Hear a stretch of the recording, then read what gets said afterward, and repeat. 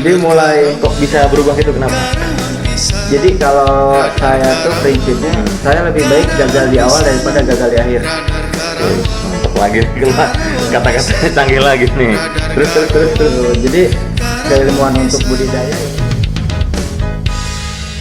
Podcastnya Radar Karawang. Assalamualaikum warahmatullahi wabarakatuh. Warga Radar Karawang, kembali ke podcast Radar Karawang. Hari ini kita kedatangan tamu istimewa, role model sebetulnya, role model bagi pemuda Karawang. Kita kedatangan peternak milenial Kang Muhammad Fauzi, Muhammad Reza Fauzi. Ya. Luar biasa nih. Kang Muhammad Reza Fauzi ini mungkin anti mainstream. Di saat para pemuda lain berburu lowongan pekerjaan di dunia industri, panggilannya Kang Reza, Kang Fauzi. Reza. Kang Reza ini justru bukan banting setir, justru memilih ke wilayah peternakan. Hal yang jarang dilihat oleh pemuda Karawang, padahal potensi peternakan dan pertanian Karawang itu luar biasa, betul ya Kang ya? Betul. Oke, sebelum ke hal-hal yang lebih mendalam, Kang coba kenalkan dulu deh ke warga Karawang, Kang Muhammad Reza Fauzi ini siapa dan bagaimana sepak terjang dalam dunia peternakannya? Silakan Kang. Oke, terima kasih. Perkenalkan, nama saya Muhammad Rizal Fauzi.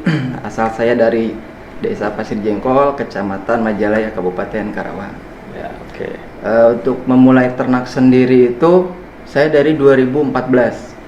Oh, itu pas lulus SMA. Ya, saya lulus SMA itu 2013.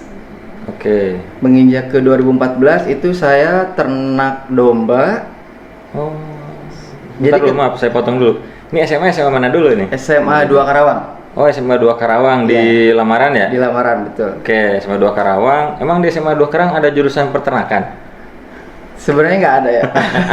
Nah, ini kok bisa ke peternakan? Kenapa bisa begitu? Jadi sejarahnya tuh ketika saya lulus, pasti kebanyakan mindsetnya tuh lulus kerja. Ya, betul. Nah, jadi itu tuh pada awalnya ya mindsetnya lurus-lurus aja. Ya. Untuk fokus ketika lulus, bikin lamaran, bikin SKCK segala macem, lari ke PT-PT. Oh, awalnya dulu sama. Awalnya sama aja, karena kalau dulu tuh zamannya saya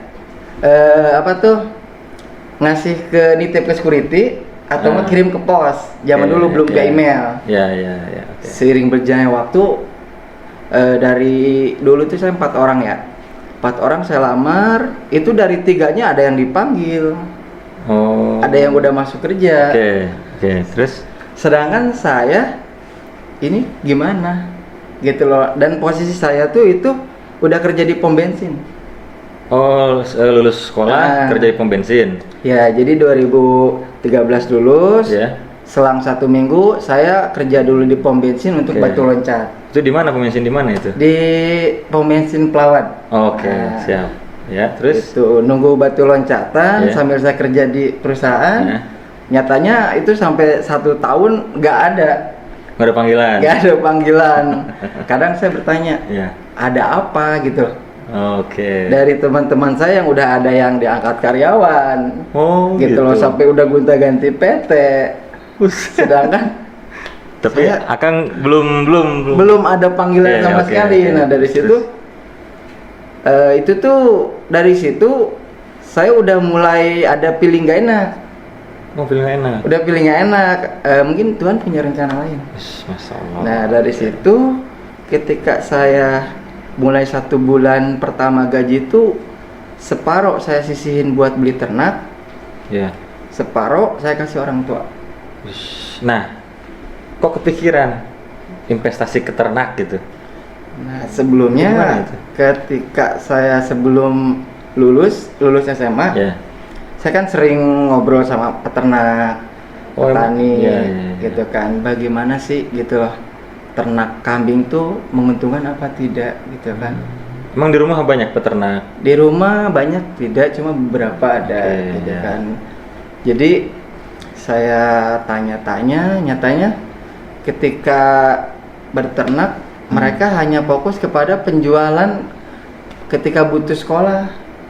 Oh, si peternak teh. Jadi nggak ada yang namanya mindsetnya buat skala usaha.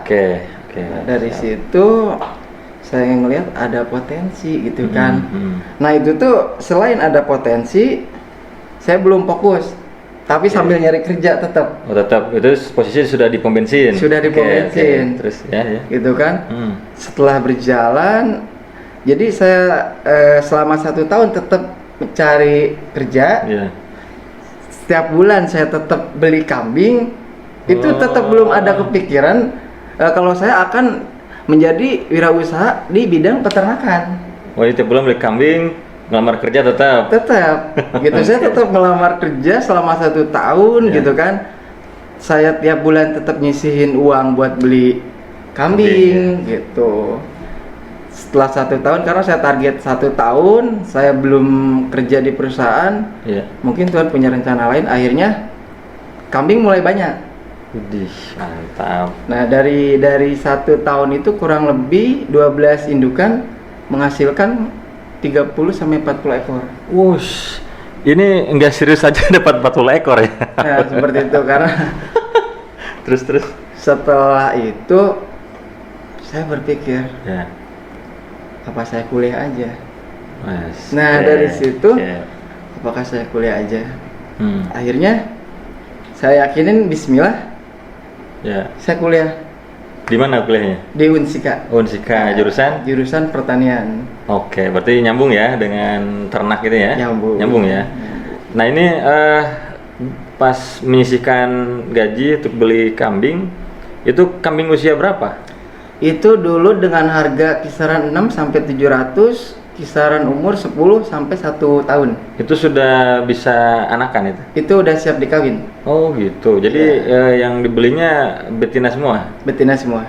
Terus yang ngurusnya siapa? Sendiri apa gimana? Saya sendiri. Jadi ketika jam 7 saya kerja sampai jam 2 sampai sore saya ngarit. Wih. Ngarit di mana itu? Biasanya ngarit di mana aja. Oh, jadi udah aja yang penting ada lahan kosong. Saya lihat banyak rumput ngarit. Pokoknya memaksimalkan. Nah itu sekali ngarit untuk berapa hari? Sekali ngarit kalau emang ada kesibukan ngaritnya maksimal banget. Jadi bisa buat stok 2 hari. 2 hari itu berapa karung tuh? Biasanya 6 karung. 6 karung dalam 1 motor? Iya. Jadi bolak-balik ganti. Oh oke. Tumpuk. Enggak, kadang 1 motor 3 karungan, 1 di depan, 2 di belakang, di tali semua karet, 2 kali jalan. Itu di rumah? Itu di rumah ya? Ada bikin sendiri kandang gitu? Iya, bikin kandang juga itu dari bahan-bahan bekas karena emang keterbatasan biaya kan gitu kan, kita memanfaatkan yang ada.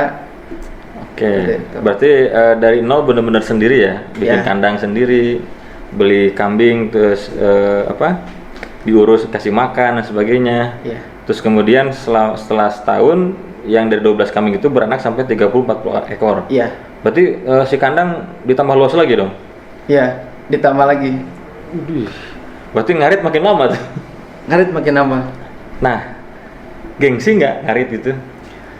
Kalau prinsip saya sih gini, kita lebih baik susah sekarang daripada susah nanti. Kita lebih baik susah sekarang daripada susah nanti. Tuh. Pemuda Karawang inget tuh kata-katanya, lebih baik susah sekarang daripada susah nanti. Gengsi jauh buang kemana-mana. Terus diputuskan kuliah jurusan pertanian. Berarti keilmuan peternakannya makin luar biasa.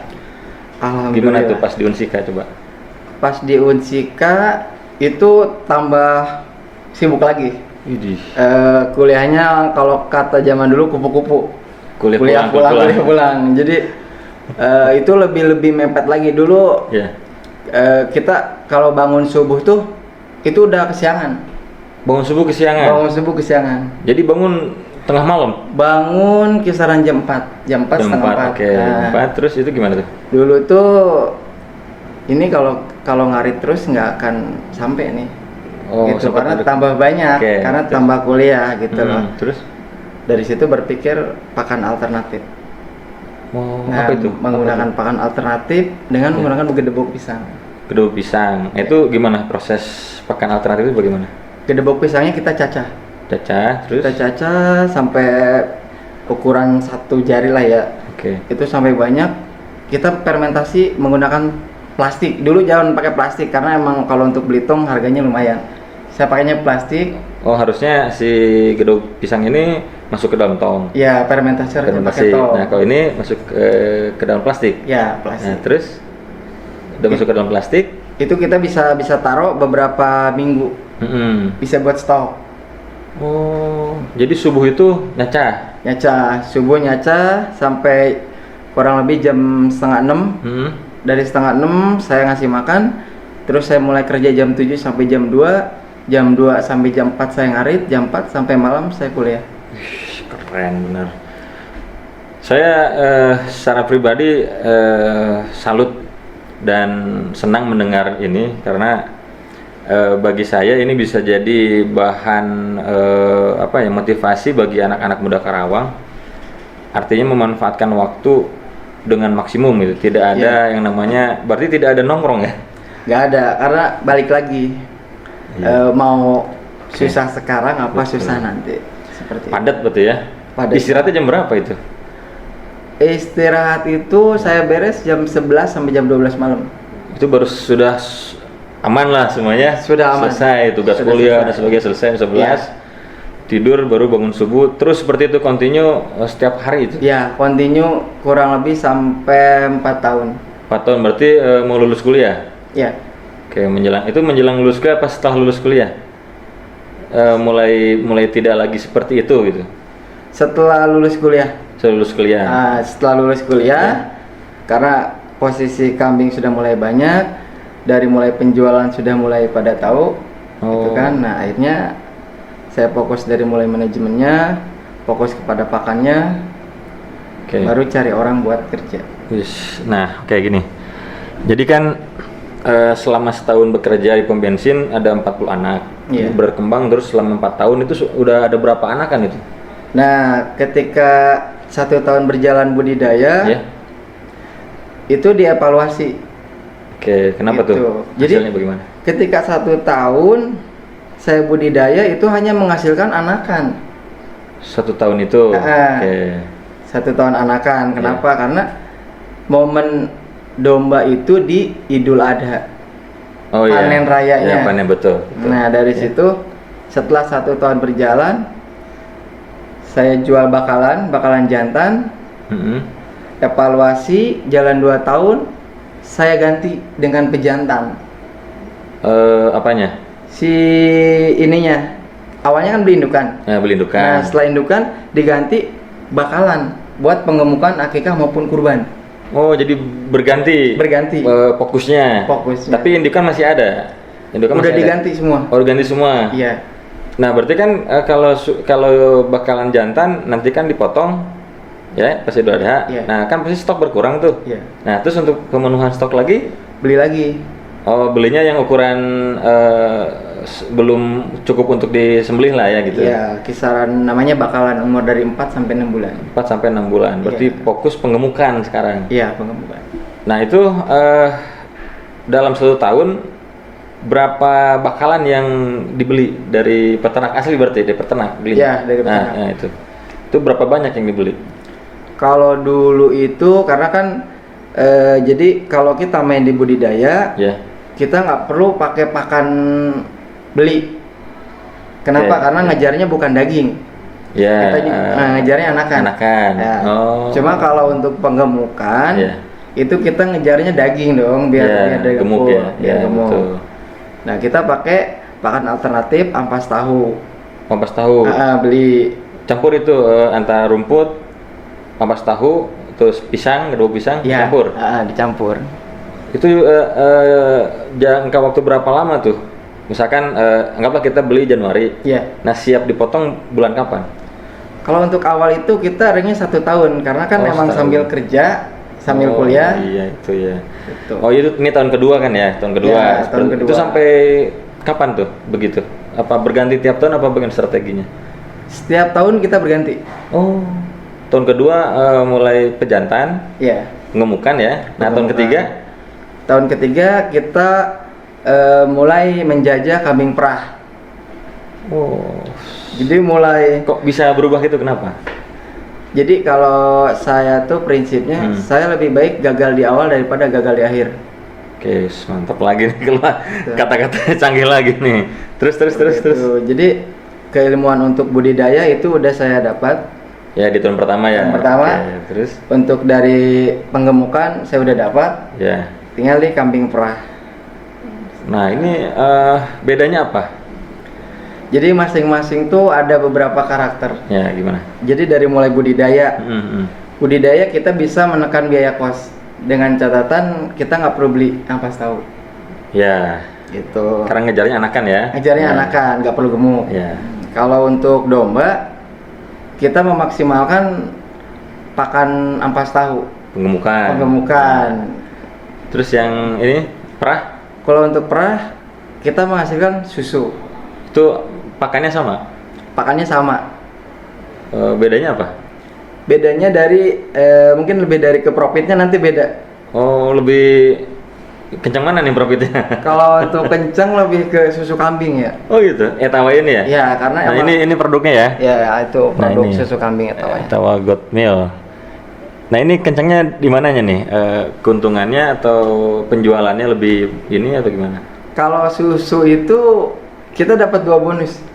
Bonusnya apa? Dari anakan sama susu. Iya bener. Double. Ternak Etawa, iya kan betina ya? Ya betina. Dapat susu, dapat anak, double. Berarti yang tahun kedua itu penggemukan sudah tidak, berarti beli lagi dong Etawa. Etawa, berarti susu plus anakan. Iya.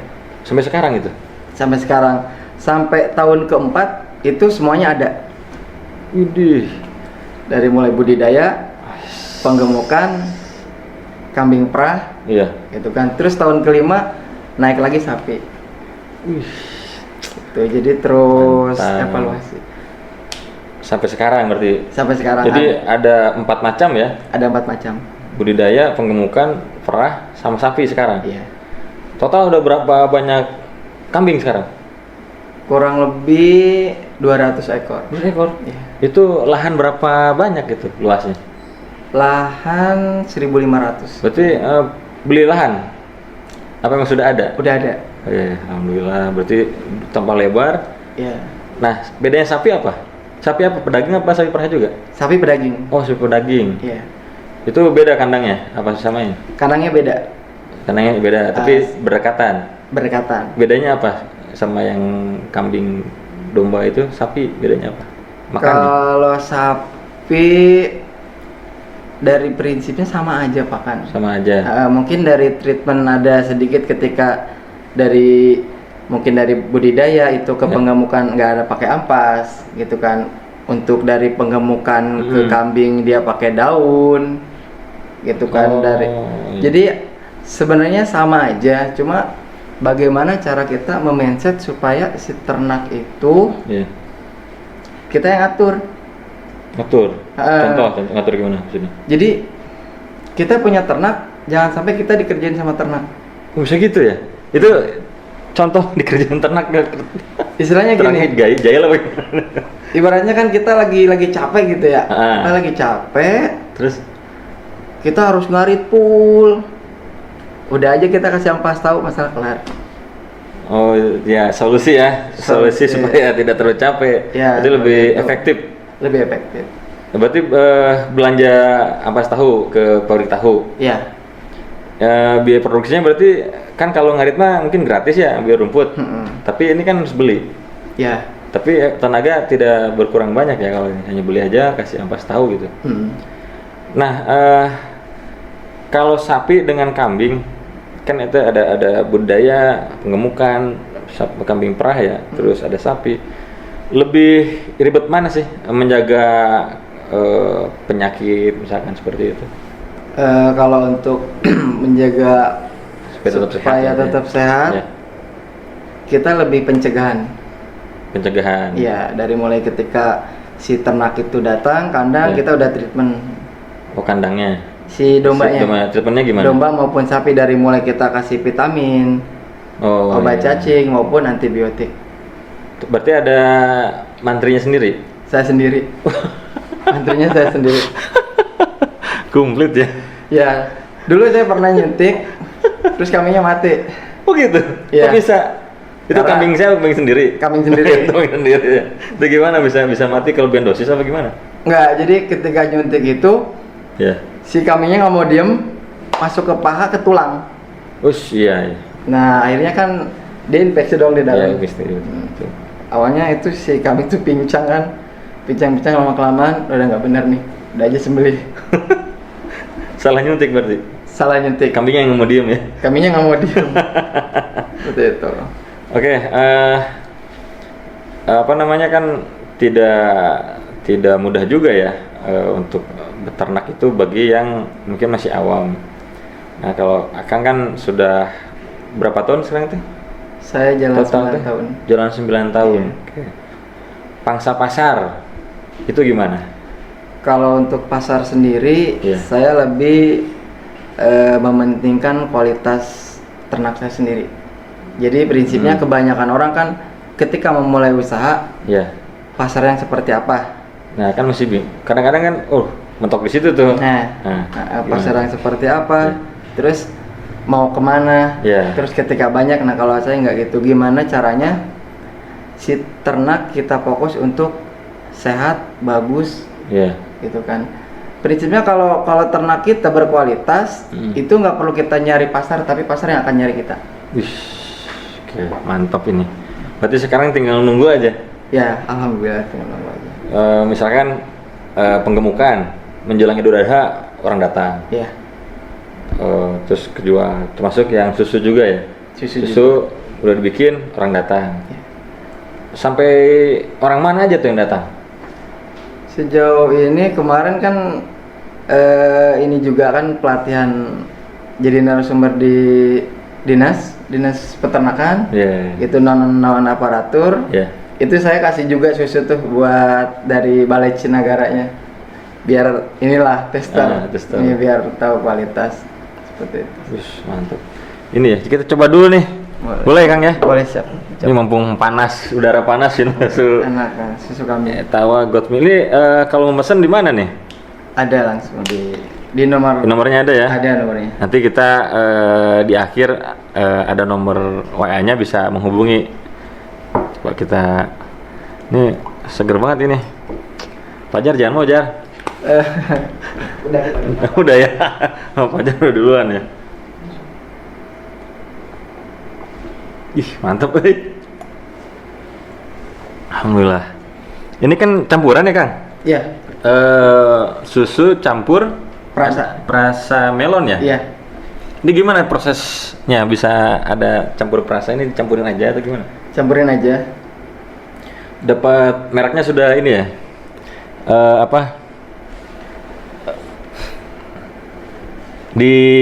Dipasarkan di mana aja ini? Sementara masih home industry. Home industry. Yeah. Nah, kan gak mungkin ya dengan jumlah ternak begitu banyak dan sekarang ada bisnis juga susu, gak mungkin sendirian ya? Iya. Yeah. Punya berapa karyawan sekarang? Ada 3. 3? Yeah. Bisa handle tuh ketiga itu? Alhamdulillah bisa. Canggih. Dari dulu itu, dari tahun pertama sendirian? Saya dari tahun pertama sampai setelah lulus itu sendiri. Nah baru pengembangan sekarang bertiga. Iya. Berarti punya bagian masing-masing? Iya, masing-masing ada. 3 orang itu termasuk Akang berarti? Apa berarti 4? Sama saya 4. Nah itu 3 orang itu apa aja tuh tugasnya tuh? Dari mulai, sebenarnya kita satu tim ya, jadi apa yang harus dikerjakan semuanya rata. Maksudnya rata-rata pekerjaan? Bagi tugas. Oh, bagi tugasnya. Ya, katakan yang satu bersihin kotoran. Itu aja terus itu? Gitu, yang satu ngasih makan, yang satu bersihin kandang. Jadi setiap hari begitu terus? Iya, seperti itu. Nah, penggemukan itu berapa banyak terjual? Kapan tuh? Ya dalam 1 bulan lah rata-rata gitu. 1 bulan, kalau untuk permintaan sendiri itu masih tinggi Pak. Oh gitu. Itu dulu aja saya ada yang nawarin per bulan untuk rumah makan Arab aja per minggunya 150 ekor. Per minggunya semua? Iya. Masya Allah. 150 ekor per minggu. Iya. Terpenuhi itu? Enggak. Iya itu. Karena emang kebanyakan mereka lebih cenderung tidak senang ke ternak. Dari mindset orang tuanya aja ketika anaknya lulus gak usah ternak, gak usah apa, udah kerja aja gitu. Karena emang peternakan tuh dipandang sebelah mata. Nah itu saya juga aneh ya. Karawang ini kan sebetulnya daerah agraris, ya kan? Kemudian muncul industri. Nah industrialisasi ini akhirnya menggerus anak-anak muda yang dulunya orang tuanya di agraris pindah ke industri. Sekarang akhirnya ditinggalkan kan. Padahal potensinya itu kan luar biasa empuk lah ya. Iya. Kalau bicara tentang keuntungan luar biasa. Contohnya dia tadi kan rumah makan Arab itu membutuhkan satu minggu 110 ekor. Iya. Artinya kan ini peluang usaha luar biasa ya. Betul. Nah, menurut pandangan Akang nih kok orang-orang tidak melihat ke sana. Kemudian kenapa sih? Jadi kan kebanyakan mereka ya namanya peternakan kotor, mindsetnya kotor. Terus ketika ditanya katakan sama temennya, lu punya usaha apa? Ternak domba. Jadi mindset kalau ternak tuh pasti kotor, bau, kucel gitu. Gitu. Jadi lebih baik lu punya usaha apa? Punya usaha kafe atau tempat stand atau apa gitu, lebih keren lah. Keren. Seperti itu. Padahal kita lihat keuntungannya. Berapa keuntungannya Kang setahun? Keuntungan. Kalau boleh biar teman-teman di sana bahwa ternak itu wow gitu. Berapa keuntungan setahun? Mungkin lebih ke omset aja ya. Omset lah. Berapa rata-rata itu setahun? Kalau untuk rata-rata per tahun bisa nyampe 500 juta. 500 juta, setengah miliar. Iya. Wah. Nah, dengerin ya, Jar. Agus nih, saya juga kita luar biasa 1,5 miliar ya setahunnya. Iya, Pak. Itu skala semuanya, budidaya, penggemukan, semua apa per segmen aja. Itu udah total Semua ya. Iya. Luar biasa, 1,5 miliar ya. Jadi kalau ada yang bilang usaha apa? Ternak, wah kotor. Ini rekening. Miliar. Tapi ada nggak yang menghina gitu? Itu ada. Jangankan istilahnya dari luar itu pada awal ngerintis aja. Saya bilang ke orang tua, Pak saya mau ternak. Itu orang tua udah mindsetnya ngapain ternak?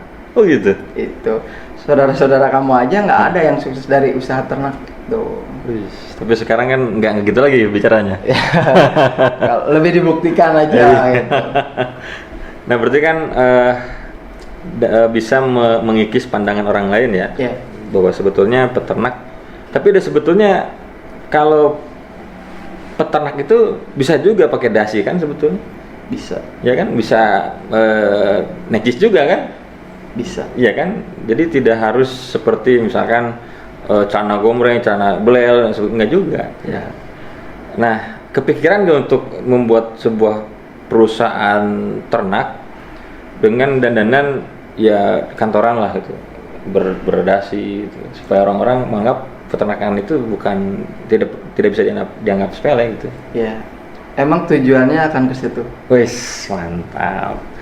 Jadi bisa dibilang memodernisasikan peternakan ya. Ya, karena emang dari brandnya aja Pajero Style Farm itu.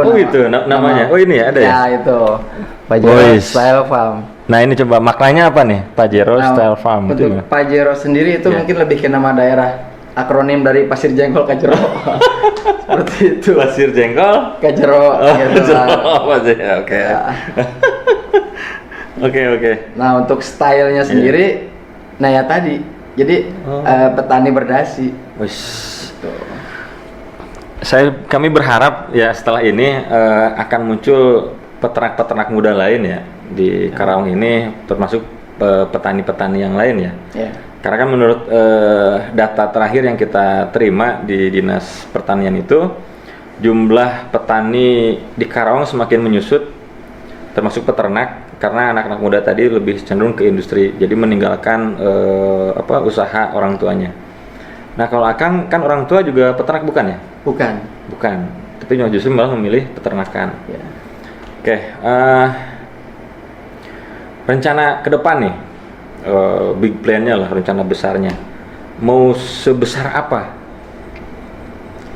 Mungkin kalau kedepannya minimal satu desa itu kita bisa ngebentuk sentra peternakan.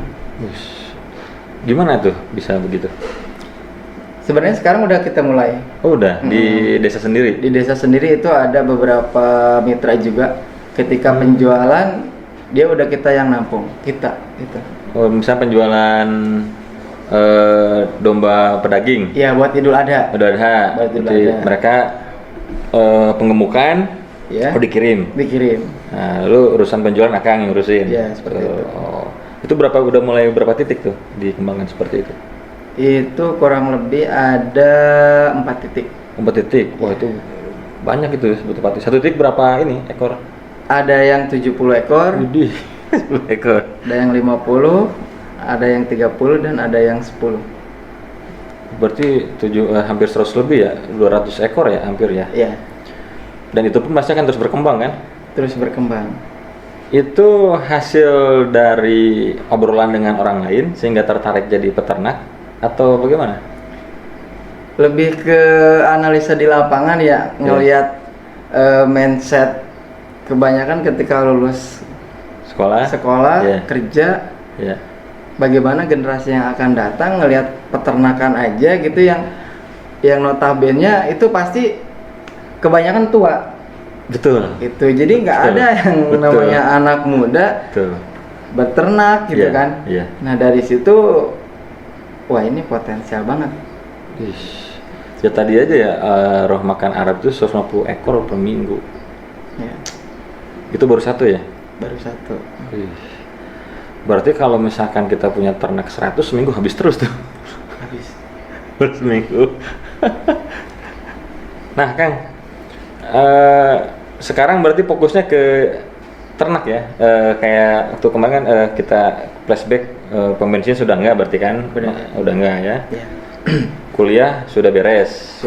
Usaha sedang dirintis. Nah, sudah nikah? Belum. Wah, ini gadis-gadis Karawang nih. Tapi sudah ada calon pasangan? Insya Allah. Oh, kapan nikahnya? Insya Allah beres Idul Adha sekarang. Oh, alhamdulillah. Luar biasa nih. Itu gimana kisahnya? Bisa teman SMA atau kuliah atau di mana ketemu? Itu teman SMA. Oh, dari SMA pacarannya? Dari SMA. Wah, berarti tipikal cinta sejati nih ya? Bisa jadi. Berarti total berapa tahun tuh pacaran tuh? Ya, udah kayak nyicil rumah aja. Berarti nanti dilunasin. Idul Adha. Berarti kalau pas nanti nikah mah nggak usah mikirin daging ya? Insya Allah aman. Ya, kambing guling aman. Nanti undang-undang lah kru radar ya. Nanti pas nikah ke sana. Nah istri juga sekarang ikut calon istri sekarang ikut membantu juga apa bagaimana? Kalau calon istri kerja. Oh kerja. Ya. Oh berarti calon mertua sudah tahu ya? Sudah tahu. Dulu pas melamar gimana? Kan biasanya kalau ngelamar tuh calon mertua kerja di mana? Sudah tetap kontrak. Itu gimana?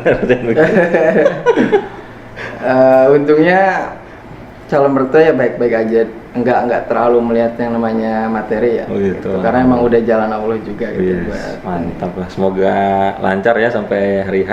Amin. Dan apa namanya? Ini juga bisa jadi contoh bagi pemuda-pemuda Karawang ya sebetulnya. Ya.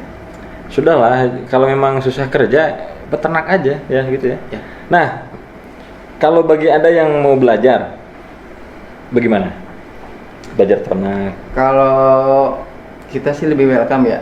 Apalagi yang datangnya tuh anak muda.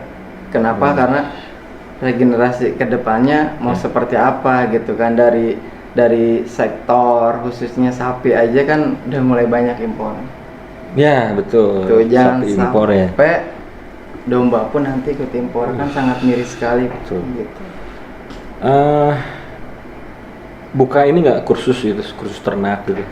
Kalau untuk kursus belum, karena emang kita masih perbaikan.